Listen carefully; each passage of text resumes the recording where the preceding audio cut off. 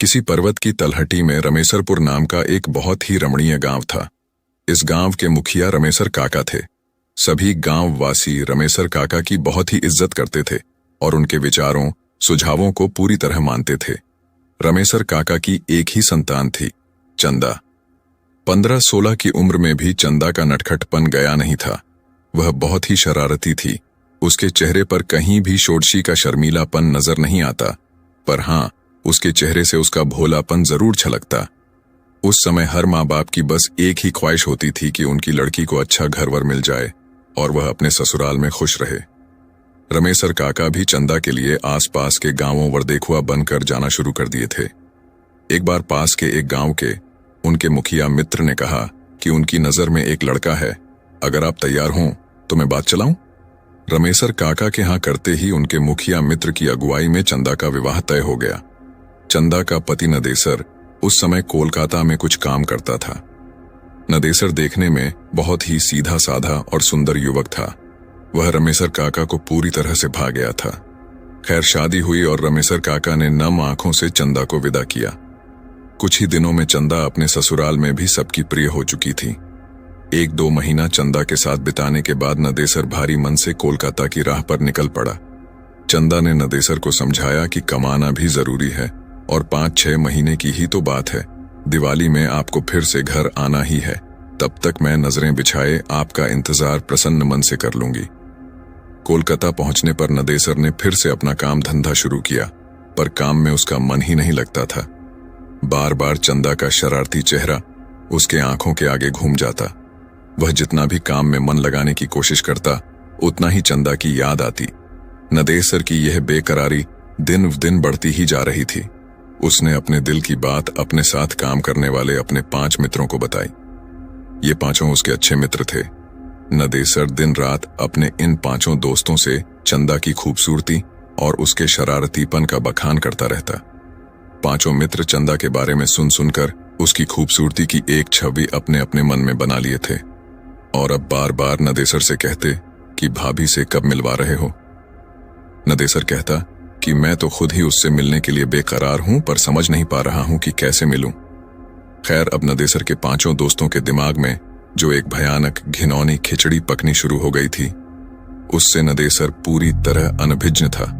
उसके 5 दोस्तों ने एक दिन नदेसर से कहा कि यार, भाभी को यहीं ले आओ, कुछ दिन रहेगी, कोलकाता भी घूम लेगी तो उसको बहुत अच्छा लगेगा और फिर 1-2 हफ्ते में उसे वापस छोड़ आना। पर नदेसर अपने बूढ़े माँ बाप को याद कर कहता कि नहीं यारों, मैं ऐसा नहीं कर सकता। मेरी अम्मा और बाबू की देखभाल के लिए गांव में चंदा के अलावा और कोई नहीं है। कुछ दिन और बीते, पर ये बीतते दिन नदेसर की बेकरारी को और भी बढ़ाते जा रहे थे। अब तो नदेसर का काम में एकदम से मन नहीं लग रहा था और उसे बस गांव दिखाई दे रहा था। एक दिन रात को नदेसर के 5 दोस्तों ने नदेसर से कहा कि चलो हम लोग तुम्हारे गांव चलते हैं। नदेसर अभी कुछ समझ पाता या कह पाता, तब तक उसके उन 5 दोस्तों में से निकेश नामक दोस्त ने कहा कि यार टेंशन मत ले, कह देना कि अभी काम की मंदी चल रही है इसलिए गांव आ गया, और साथ ही इसी बहाने हम मित्र लोग भी तुम्हारा गांव देख लेंगे और भाभी के साथ ही तुम्हारे माता पिता से भी मिल लेंगे, क्योंकि हम लोगों का तो गांव भी नहीं है। इसी कोलकाते में पैदा हुए और कोलकाते को ही अपना घर बना लिए। हम लोग भी चाहते हैं कि कुछ दिन गंवैया बोहवा का आनंद लें। नदेसर तो घर जाने के लिए बेकरार था ही, उसे अपने दोस्तों की बात भली लगी। फिर क्या था, दूसरे दिन ही नदेसर अपने उन 5 दोस्तों के साथ अपने गांव के लिए निकल पड़ा। उसके गांव के आसपास में बहुत सारे घने जंगल थे। इस पर्वतीय इलाके के इन पहाड़वासियों के अलावा अगर कोई अनजाना जा जाए तो वह जरूर रास्ता भटक जाए और हिंसक जानवरों का शिकार बन जाए। ट्रेन और बस की यात्रा करते करते आखिरकार नदेसर अपने 5 दोस्तों के साथ अपने गांव के पास के एक छोटे से बस स्टेशन पर पहुंच ही गया। इस स्टेशन से उसके गांव जाने के लिए अच्छी कच्ची सड़क भी न थी। जंगल में चलने से बने पगडंडियों से उबड़ खाबड़ रास्ते से होकर जाना पड़ता था। जंगल में चलते चलते जब नदेसर से निकेश ने पूछा कि भाई नदेसर, अभी तुम्हारा गांव कितनी दूर है, तो नदेसर ने प्रसन्न होकर कहा कि यार, अब हम लोग पहुंचने ही वाले हैं। नदेसर की बात सुनते ही निकेश हांफने का नाटक करते हुए वहीं बैठते हुए बोला कि यार, अब मुझसे चला नहीं जाता। उसकी बात सुनते ही नदेसर ने कहा कि यार, हम लोग पहुंच गए हैं और अब मुश्किल से 5 मिनट भी नहीं लगेंगे। पर नदेसर की बातों को अनसुनी करते हुए उसके अन्य 4 दोस्त भी निकेश के पास ही बैठ गए। अब नदेसर बेचारा क्या करे, उसे भी रुकना पड़ा। नदेसर के रुकते ही निकेश ने अपने हाथ में लिए झोले में से एक अच्छी नई साड़ी और साथ ही चूड़ी आदि निकालते हुए कहा कि यार नदेसर, हम लोग भाभी से पहली बार मिलने वाले हैं, इसलिए उसके लिए कुछ उपहार लाए हैं। उसकी बात सुनते ही नदेसर ने कहा कि यारों, इसकी क्या जरूरत थी। पर निकेश ने हंसकर कहा कि जरूरत थी भाई, हमारी भी तो भाभी है, हम पहली बार उससे मिल रहे हैं तो बिना कुछ दिए कैसे रह सकते हैं। इसके बाद निकेश ने कुटिल मुस्कान चेहरे पर लाते हुए नदेसर से कहा कि यार नदेसर, क्यों ना भाभी को सरप्राइज दिया जाए। एक काम करो, तुम घर जाओ और बिना किसी को बताए भाभी को घुमाने के बहाने यहां लाओ। हम लोग यहां भाभी को ये सब उपहार दे देंगे और उसके बाद फिर से तुम दोनों के साथ तुम्हारे घर चलेंगे। भोला नदेसर हाँ में हाँ मिलाते हुए तेज कदमों से घर की ओर गया और लगभग 30-40 मिनट के बाद चंदा को लेकर दोस्तों के पास वापस आ गया। फिर क्या था, चंदा से वे 5 दोस्त एकदम से अपनी भाभी की तरह मिले। चंदा को भी बहुत अच्छा लगा। इसके बाद जब चंदा ने उन्हें घर चलने के लिए कहा तो अचानक उनके तेवर थोड़े से बदले नजर आए। निकेश और नदेसर के अन्य 4 दोस्त चंदा और नदेसर के पास पूरी सख्ती से खड़े हो गए थे। चंदा और नदेसर कुछ समझ पाते इससे पहले ही निकेश ने दांत भींचते हुए तेज आवाज में नदेसर से कहा कि साले, मैं अपनी बहन की शादी तुमसे करना चाहता था, पर तुम बिना बताए गांव आकर अपनी कर लिए।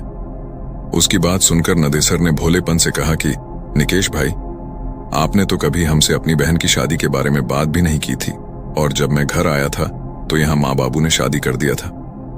भला मैं उन्हें मना कैसे कर सकता था। पर नदेसर की इन भोली बातों का उन 5 दैत्यों पर कोई असर नहीं हुआ। उनमें से 2 ने नदेसर को कसकर पकड़ लिए थे और 3 चंदा का चीरहरण करने लगे थे। अभी नदेसर या चंदा चिल्लाकर आवाज लगा पाते इससे पहले ही उन दोनों के मुंह में कपड़े ठूंस दिए गए। फिर निउस्त्र चंदा और घनेसर को उठाकर वे लोग कुछ और घने जंगल में ले गए। घने जंगल में ले जाकर उन लोगों ने नदेसर की हत्या कर दी और चंदा की इज्जत से खेल बैठे। लगभग वे 5 नर पिशाच घंटों तक चंदा को दागदार करते रहे। वह चिल्लाती रही, भीख मांगती रही, पर उन भेड़ियों पर कोई असर नहीं हुआ। अंततः अपनी वाली करने के बाद उन 5 ने चंदा को भी मौत के घाट उतारकर वहीं जंगल में सूखी पत्तियों में उन्हें ढंक कर आग लगा दिए। आग लगाने के बाद ये 5 दोस्त जिधर से आए थे उधर को भाग निकले। जंगल जलने लगा और जलने लगे चंदा और नदेसर के जिस्म। सब कुछ स्वाहा हो गया था। इस आग से आसपास के गांव वालों को कुछ भी लेना देना नहीं था, क्योंकि जंगल में आग लगना कोई बहुत बड़ी बात नहीं थी। कभी भी कोई भी अपनी लंटई में जंगल में आग लगा दिया करता था। धीरे धीरे समय बीतने लगा। रात तक जब चंदा और नदेसर घर नहीं आए तो नदेसर के पिताजी ने नदेसर के आने और चंदा को लेकर जाने की बात अपने पड़ोसियों को बताई। उसी रात को नदेसर और उनके कुछ पड़ोसी मशाल लेकर चंदा और नदेसर को खोजने निकल पड़े। काफी खोजबीन के बाद भी इन दोनों का पता नहीं चला। दूसरे दिन सुबह पुलिस में खबर दी गई, पर पुलिस भी क्या करती। थोड़ा बहुत छानबीन की, पर उन दोनों का कोई पता नहीं। अब नदेसर के माँ बाप और गांव वालों को लगने लगा था कि नदेसर अपनी बहू रिया को लेकर बिना बताए कोलकाता चला गया। शायद उसे डर था कि अगर बाबू को बताकर ले जाएंगे तो वे ले जाने नहीं देंगे। आखिर कोलकाता में नदेसर कहाँ रहता है, क्या करता है, इन सब बातों के बारे में भी नदेसर के माता पिता और गांव वालों को बहुत कम ही पता था। धीरे धीरे करके 8-9 महीने बीत गए। अब नदेसर के माता पिता बिना नदेसर और चंदा के जीना सीख गए थे। इधर कोलकाता में एक दिन अचानक निकेश के घर पर कोहराम मच गया। हुआ यह था कि किसी ने बहुत ही बेरहमी से उसके गुप्तांग को दांतों से काट खाया था। उसके शरीर पर जगह जगह भयानक दांतों के निशान भी पड़े थे और वह इस दुनिया को विदा कर गया था। पुलिस के पूछताछ में उसके घर वालों ने बताया कि पिछले 1 महीने से निकेश का किसी लड़की के साथ चक्कर था। वे दोनों बराबर एक दूसरे से मिलते थे, पर लड़की कौन थी, कैसी थी, किसी ने देखा नहीं था। पर इसी दौरान पुलिस को निकेश की बहन से एक अजीब और डरावनी बात पता चली। निकेश की बहन ने बताया कि एक दिन जब निकेश घर से निकला तो वह भी पीछे पीछे होली थी। निकेश बस्ती से निकलकर एक सुनसान रास्ते में बनी एक पुलिया पर बैठ गया था। वहां से मैं लगभग 20 मीटर की दूरी पर एक बिजली के खंभे की आड़ में खड़ा होकर उस पर नजर रख रही थी। मुझे बहुत ही अजीब लगा, क्योंकि ऐसा लग रहा था कि निकेश किसी से बात कर रहा है, किसी को पुचकार रहा है, पर वहां तो निकेश के अलावा कोई था ही नहीं। फिर मुझे लगा कि कहीं निकेश भैया पागल तो नहीं हो गए हैं ना। अभी मैं यही सब सोच रही थी, तभी एक भयानक काली छाया मेरे पास आकर खड़ी हो गई। वह छाया बहुत ही भयानक थी, पर छाया तो थी, पर छाया किसकी है ये समझ में नहीं आ रहा था। मैं पूरी तरह से डर गई थी। फिर अचानक वह छाया अट्टहास करने लगी और चिल्लाई, अब तेरा भाई नहीं बचेगा। नोचा था ना मुझे, मैं भी उसे नोच नोच कर खा जाऊंगी। और हाँ, एक बात तू याद रख, अगर यह बात किसी को भी बताई तो मैं तेरे पूरे घर को बर्बाद कर दूंगी। इतना कहते ही निकेश की बहन सुबक सुबक कर रोने लगी। इतना सुनते ही पुलिस और आसपास जुटे लोग सकते में आ गए और पूरी तरह से डर भी गए, क्योंकि निकेश का जो हाल हुआ था वह यह बयां कर रहा था कि इसके साथ जो हुआ है वह किसी इंसान ने नहीं अपितु भूत प्रेत ने ही किया होगा। ये कहानी यहीं समाप्त होती है, पर इसके अगले भाग के रूप में एक कहानी और आ सकती है कि क्या निकेश का यह हाल किसी भूत